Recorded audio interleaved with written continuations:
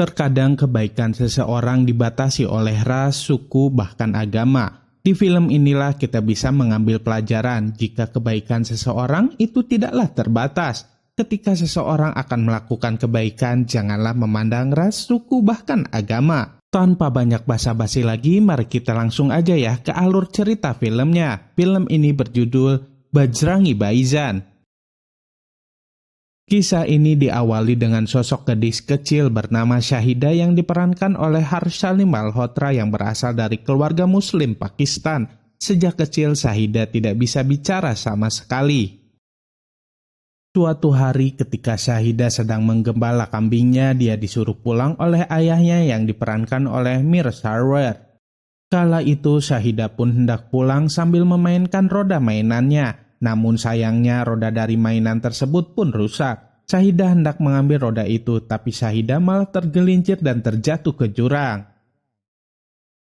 Ayah Shahida kini sampai di rumahnya. Saat itu ibunya Shahida yang diperankan oleh Meher Fiz menanyakan tentang keberadaan Shahida kepada suaminya itu. Suaminya bilang bahwa Shahida sudah pulang dari tadi. Dari situlah mereka berdua langsung cemas. Mereka berdua beserta warga lainnya mencari Shahida. Akhirnya pencarian mereka semua membuahkan hasil. Shahida ditemukan tersangkut di sebuah pohon tumbang di pinggir jurang. Keesokan harinya, ibu Shahida menemukan informasi bahwa putrinya bisa disembuhkan lewat terapi dari seorang ahli di Delhi. Ayah Shahida tidak bisa mengantar lantaran masalah birokrasi perbatasan India dan Pakistan. Akhirnya ibunya yang mengantarkan putrinya itu ke Delhi, naik kereta api dari Kashmir. Perjalanan Shahida dengan rahasia awalnya berjalan lancar-lancar saja, sampai kemudian kereta berhenti karena sedang ada perbaikan. Kala itu rahasia tertidur. Shahida melihat ada anak kambing yang terjebak di sebuah lubang dan ia pun turun dari kereta api tersebut. Namun mendadak kereta berjalan dan mereka pun terpisah. Shahida sudah berusaha berteriak dan memanggil ibunya, namun semua sia-sia karena Shahida tidak bisa berbicara. Tak lama setelah itu ada kereta lain berhenti dan Shahida pun naik kereta itu. Sedangkan di kereta lainnya Rasya baru sadar jika Shahida tidak ada bersamanya. Rasya terus memanggil nama Shahida ke setiap gerbong namun dia tidak bisa menemukannya. Kini kereta pun berhenti. Ibunya meminta izin untuk mencari Shahida tapi petugas perbatasan mencegahnya. Ibu dan ayahnya Shahida akhirnya memutuskan untuk melaporkan anaknya yang hilang itu ke kantor polisi. Pagi hari pun telah tiba. Shahida terkejut ketika melihat ada banyak sekali orang di dekatnya. Ternyata orang-orang itu sedang merayakan sebuah festival untuk menyembah dewa mereka. Shahida terus saja memperhatikan salah seorang pria yang sedang bernyanyi dan menari. Orang itu bernama Bajrangi alias Pawan yang diperankan oleh Salman Khan. Setelah festival tersebut selesai, Pawan pun pergi makan. Kala itu nggak sengaja Pawan melihat seorang gadis kecil yang terus saja memperhatikannya. Pawan pun memanggilnya dan memesankan makanan untuk anak kecil tersebut. Kemudian Pawan pun pergi. Pawan sangat terkejut karena gadis itu terus saja mengikutinya.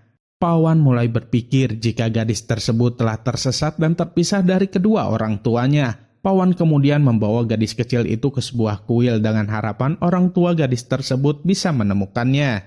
Sebenarnya Pawan gak tega meninggalkan anak itu. Pada akhirnya Pawan pun membawa anak tersebut bersamanya. Pawan mendatangi sebuah kantor polisi dan melaporkan jika anak kecil itu sudah terpisah dari kedua orang tuanya. Polisi tersebut sudah menulis laporannya, namun polisi itu tidak bisa menerima anak itu di kantornya.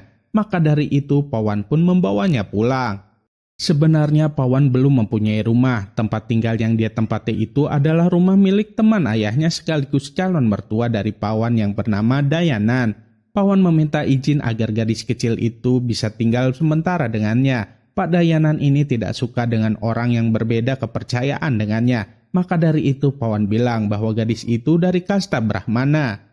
Pawan memanggil gadis kecil itu dengan sebutan Muni. Rasika yang diperankan oleh Kareena Kapoor bertanya kepada Pawan apa jadinya jika mereka tidak bisa menemukan kedua orang tua Muni. Pawan pun bingung tapi dia yakin jika mereka akan bisa menemukan orang tuanya Muni. Ketika di rumah, Muni mencium harum masakan. Tak lama setelah itu Rasika dan Pawan datang. Namun alangkah terkejutnya mereka berdua ketika semua orang yang ada di rumahnya sibuk mencari Muni. Setelah mencari Muni di dalam rumah dan mereka masih belum bisa menemukannya, Rasika dan Pawan pun mencari Muni di sekitar rumahnya. Sekali lagi mereka pun terkejut ketika melihat Muni sedang berada di rumah tetangganya sedang memakan ayam. Pawan pun segera membawanya pulang. Keesokan harinya, Pawan mengajak Muni untuk berdoa di kuil. Kala itu Muni melihat tempat ibadah untuk umat muslim. Muni pun segera pergi ke tempat itu dan masuk ke dalamnya. Pawan mencoba untuk mencegah Muni, tapi Muni sudah masuk ke dalam rumah ibadah itu. Pawan melihat Muni sedang berdoa. Dari situlah Pawan tahu bahwa Muni beragama Islam. Pawan segera pergi keluar. Setelah itu dia bertemu dengan Rasika. Pawan menceritakan semuanya kepada Rasika jika Muni itu beragama Islam. Pawan sempat ragu tapi Rasika memarahinya karena seharusnya Pawan tidak membedakan agama ataupun kasta. Itulah sebabnya Rasika sangat mencintai Pawan. Di malam harinya ternyata ada pertandingan kasti antara India dan Pakistan. Di saat semua orang sibuk menonton pertandingan itu, Pawan dan Rasika sibuk membicarakan tentang Muni. Pawan sangat takut jika ayah Rasika akan tahu bahwa Muni itu beragama Islam. Kala itu Pakistan berhasil memenangkan pertandingan tersebut. Di saat yang lain kecewa, Muni malah menari gembira. Bahkan Muni mencium bendera Pakistan. Dari situlah Pawan tahu bahwa Muni berasal dari Pakistan. Ayah Rasika menyuruh Pawan dan Rasika untuk menyerahkan Muni ke kedutaan Pakistan karena ayahnya Rasika tidak mau menampung orang Pakistan. Rasika mencoba untuk menenangkan ayahnya itu, namun ayahnya tidak mau merubah keputusannya. Keesokan harinya, Pawan dan Muni pergi ke kedutaan Pakistan. Ternyata di sana ada orang yang sedang berdemo. Petugas kedutaan tersebut menanyakan soal paspor Muni, tapi Pawan tidak bisa menunjukkannya karena Muni memang tidak mempunyai paspor. Perdebatan pun terjadi antara Pawan dan petugas kedutaan itu, sampai pada akhirnya petugas kedutaan itu marah dan mengusir Pawan dari sana. Tak selang berapa lama, kericuhan pun terjadi. Para pendemo itu mencoba untuk menerobos masuk ke dalam kedutaan dan merusak segala fasilitas umum yang ada.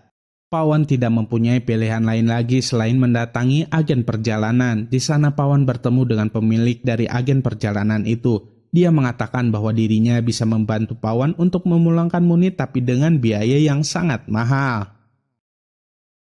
Sesampainya di rumah, Pawan pun menghitung uang yang dia miliki. Tak lama kemudian Rasika pun datang dan memberikan sejumlah uang. Uang tersebut sebenarnya adalah tabungan Rasika untuk membeli rumah. Tapi Rasika bilang jika dirinya rela untuk memberikan uang tersebut agar Muni bisa menemukan orang tuanya.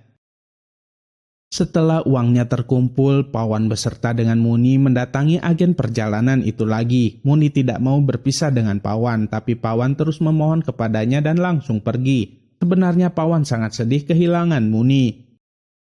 Di sepanjang perjalanan pulang, Pawan pun hanya bisa menangis. Tak sengaja Pawan melihat penjual gelang dan hendak memberikan sebuah hadiah untuk Muni. Pawan kembali ke tempat agen perjalanan tadi tapi sudah tutup. Selintas Pawan melihat pemilik agen perjalanan tadi sedang bersama dengan Muni naik beca. Pawan pun mencoba untuk mengejar mereka. Sampai pada akhirnya Pawan melihat tukang beca yang membawa Muni tadi. Ternyata pemilik agen perjalanan tadi membawa Muni ke sebuah rumah hiburan. Satu persatu Pawan membuka ruangan di tempat itu.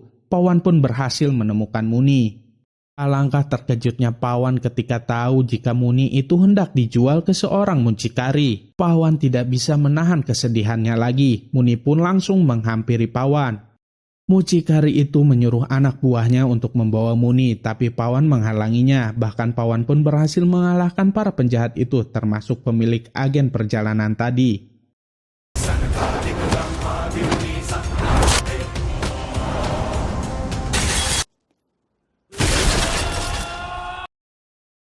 Karena kejadian itu, Pawan bilang kepada Rasika jika dirinya lah yang akan mengantarkan Muni kembali ke rumah orang tuanya di Pakistan. Keesokan harinya, Pawan pun pergi bersama dengan Muni ke perbatasan. Ketika di perjalanan, mereka bertemu dengan sekelompok orang yang hendak pergi ke Pakistan juga, namun dengan melalui jalur rahasia, karena mereka semua tidak memiliki paspor. Salah satu dari orang itu menawarkan jasanya untuk membawa Pawan dan Muni menerobos masuk ke Pakistan. Karena harga yang ditawarkan terlalu mahal, Pawan pun menolaknya. Tapi setelah mengetahui tujuan dari Pawan untuk membantu Muni pulang ke Pakistan, orang tersebut jadi iba dan menolong Pawan secara cuma-cuma. Di tengah kegelapan malam, mereka semua menerobos masuk ke sebuah terowongan untuk melewati perbatasan. Setelah berhasil melewati pagar perbatasan, Pawan bilang jika dirinya hendak meminta izin ke petugas perbatasan. Orang tersebut menyebut jika Pawan sudah gila, tapi meski demikian, Pawan tetap berdiri di sana dan menunggu petugas perbatasan datang.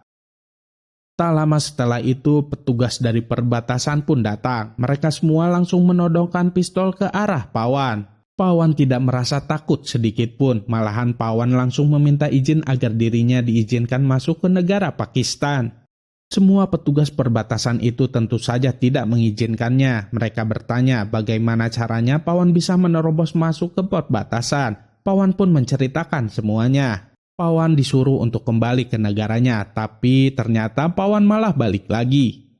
Setelah itu, Pawan dipukuli. Muni yang melihat hal tersebut hanya bisa menangis. Komandan dari pasukan tersebut menyuruh Pawan untuk pergi. Jika setelah mereka kembali lagi dalam 10 menit dan melihat Pawan masih ada di sana, mereka akan langsung menembak Pawan saat itu juga.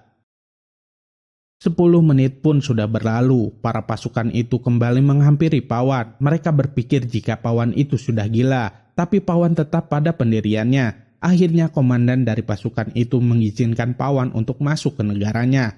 Komandan tersebut bilang jika Pawan harus menepati janjinya. Setelah berhasil menemukan orang tua dari gadis kecil itu, Pawan harus kembali menemui komandan tersebut. Pagi hari pun sudah tiba. Pawan mengajak Muni untuk sarapan. Kala itu ada beberapa orang polisi yang hendak makan di sana juga. Muni melihat borgol dari polisi itu. Pawan mengajak Muni untuk pergi, namun tiba-tiba saja para polisi itu memanggil Pawan dan memeriksanya. Mereka yakin jika borgol mereka dicuri olehnya. Pawan sangat bingung dengan tuduhan mereka dan mempersilahkan mereka untuk memeriksanya. Ternyata benar saja, di dalam tas Muni ada borgol milik polisi tersebut. Dari kejadian itu, polisi tersebut mengetahui jika Pawan tidak memiliki password. Pawan pun sudah menjelaskan semuanya, tapi polisi itu tidak begitu saja mempercayai Pawan. Ketika Pawan dan Muni dibawa ke kantor polisi, di sana ada 2 orang wartawan yang hendak membuat berita tentang Pawan. Mereka berpikir jika Pawan itu adalah seorang mata-mata India. Di dalam kantor polisi, polisi tadi memaksa Muni untuk bicara. Melihat hal itu, Pawan tidak bisa menahan amarahnya. Pawan langsung memukul petugas polisi tersebut. Setelah itu, Pawan membawa Muni pergi. Kini Pawan naik bis dan ada salah seorang wartawan tadi yang mengikutinya. Wartawan tersebut bernama Chan Nawab. Dia langsung menelpon petugas polisi dan memberitahunya jika tahanan tadi sedang naik bis bersamanya. Di dalam bis itu, Pawan menceritakan tujuannya kepada kenaik bis itu. Dari situlah Chan tahu tujuan dari Pawan dan merasa jika Pawan itu bukanlah seorang mata-mata. Kenaik itu berusaha untuk membantu Pawan dengan bertanya kepada seluruh penumpang di dalam bis tersebut apakah mereka mengenal tempat yang ada di foto kalender itu, namun tak ada satupun dari mereka yang tahu. Tak lama kemudian, bus yang Pawan tumpangi itu dikepung oleh para polisi. Setelah itu, para polisi tersebut masuk ke dalam bus untuk memeriksanya. Namun Pawan, Muni, dan wartawan tadi tidak ada di sana. Ternyata mereka ada di atas bus tersebut. Di sepanjang perjalanan, Chanawat terus merekam semua aktivitas yang mereka lakukan. Mereka bertiga terlihat sangat bahagia dan menikmati perjalanan mereka. Kini mereka bertiga telah sampai di tempat suci agama Islam. Ketika Pawan dan Muni sedang berdoa, Chan mengunggah video mereka ke internet. Mereka bertiga belum menyadari jika para polisi sudah sampai di tempat mereka berada. Tapi untuk saja Chan keburu sadar dengan kehadiran para polisi tersebut. Chan langsung berlari pergi menemui Pawan dan mengajaknya untuk segera pergi. Teman Chan yang kala itu sedang bersama dengan para polisi menelpon Chan. Pawan mempunyai rencana untuk mengecoh para polisi itu dan rencana pun berhasil. Malam hari pun telah tiba. Di saat Pawan dan Chan minum teh, Chan memperlihatkan sebuah rekaman video kepada Muni. Di saat itu Muni melihat ibunya. Muni tidak bisa bicara, dia hanya bisa memberikan isyarat kepada mereka jika itu adalah ibunya. Keesokan harinya, Pawan, Chan, dan Muni mencari informasi tentang asal dari bus yang mereka lihat. Mereka bertanya kepada supir bus itu. Satu persatu daerah dia sebutkan sampai ketika supir itu menyebutkan desa Sultanpur, Muni pun tersenyum dan memberikan isyarat kepada mereka. Pawan dan Chan sangat senang karena akhirnya mereka bisa menemukan desa tempat Muni tinggal. Di sisi lainnya, para polisi sudah melihat video yang Chan upload ke internet. Mereka pun segera bergegas untuk mencari mereka.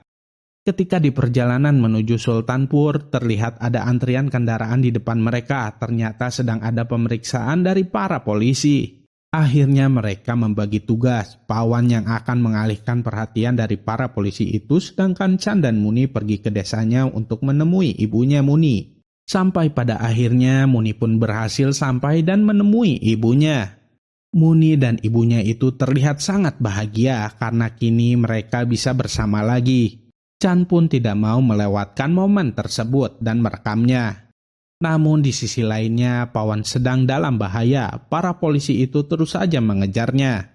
Tak lama kemudian Chan mendengar suara tembakan. Dia yakin jika Pawan sedang dalam bahaya. Kini semua orang sudah melihat unggahan video dari Chan tentang Pawan. Di video tersebut menjelaskan tentang Pawan itu bukanlah seorang mata-mata. Pawan adalah orang yang baik dan hendak mengembalikan seorang anak kecil yang terpisah dari orang tuanya. Bahkan video tersebut sampai kepada Rasika. Rasika pun menangis setelah melihat video tersebut.